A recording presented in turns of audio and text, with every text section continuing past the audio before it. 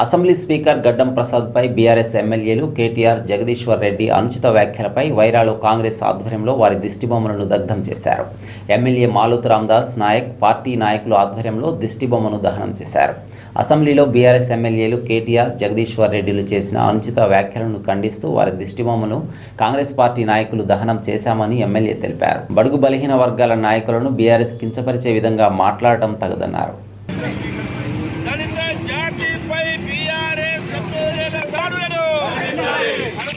దళిత జాతులపై బీఆర్ఎస్ ఎమ్మెల్యేల దాడులను రాహుల్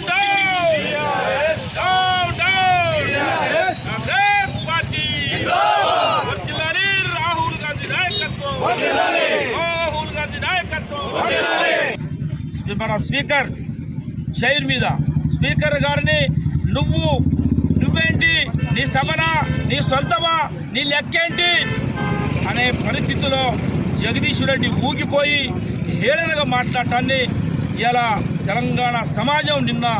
సిగ్గుచోటుతో తలవంచుకునే పరిస్థితి వచ్చింది. అంటే మేమేమంటున్నాం, దళిత జాతుల్ని మోసం చేసే సంస్కృతి కేసీఆర్ కుటుంబం అని చెప్పేసి చెప్పక తప్పని పరిస్థితి అని చెప్తున్నా. ఆ రోజు రాజయ్య గారు అయితేంది, ఆ రోజు కొప్పుల ఈశ్వర్ గారు అయితేంది,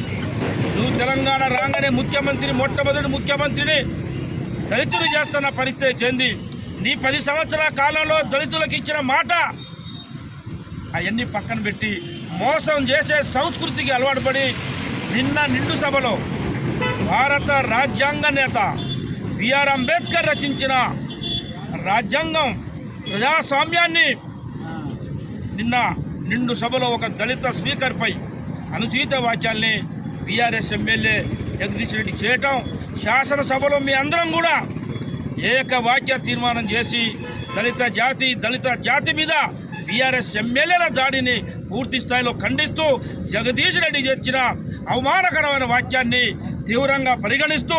జగదీష్ రెడ్డిని శాశ్వతంగా శాసనసభ నుండి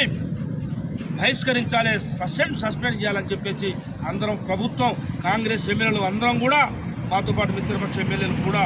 పూర్తి స్థాయిలో ఖండించి చర్య తీసుకోవాలని చెప్పి